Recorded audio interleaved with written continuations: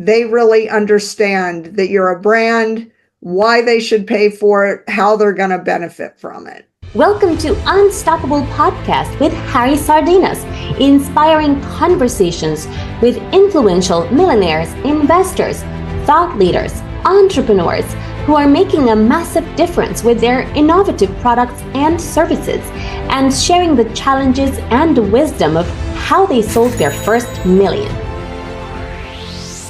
How would you like to achieve your first million? And today we have Paige with us, which she is the founder and CEO of global branding and digital marketing firm Mavens Moguls, based in Cambridge. Her clients include Microsoft, Virgin, the New York Times Company, Colgate, and venture-backed startup. So Paige, tell us, what are the 5 steps to make your first million? Thanks, Harry, for having me. I'm excited Pleasure. to talk to you today. There are a million steps, but I'm going to try and boil it down to the top 5. To condense them. Number 1, you really need to make sure there's a market for what you're selling.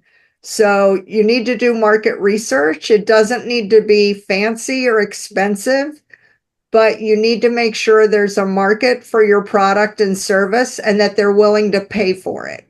So, I started my marketing career at Procter & Gamble, and at P&G, everything is grounded in your customer kind of research. It's not what you think. It's not what I think.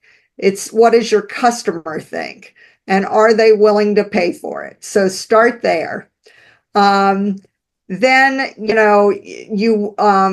you want to make friends before you need them.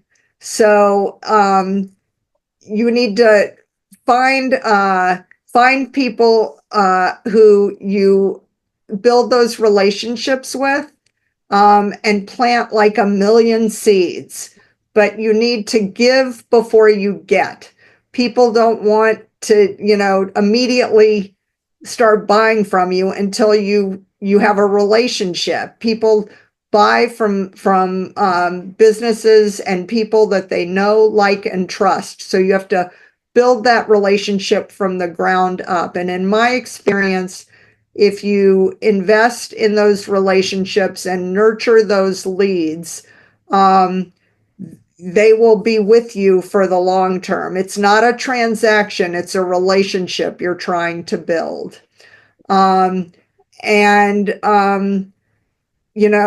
At that point, you know that there's a market. You've got people that are predisposed, that understand what you're selling, and you've got a value proposition.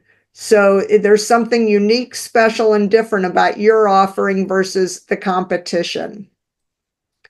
At the end of the day, people have to understand what it is that that benefits them. It's not about all the fancy bells and whistles and all the features that you're offering, but it's what is beneficial to them. Is it cheaper? Is it more convenient?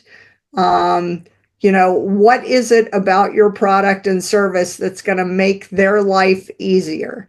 So you've got to boil it down to that. And you can't stand for everything. You need to stand for just a couple of important issues. People can't remember 10 different things. They can remember maybe 2 things, at most 3.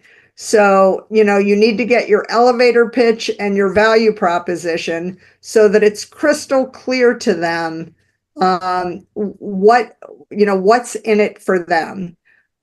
You're nurturing those leads over time. You're giving them something with no expectation of anything in return.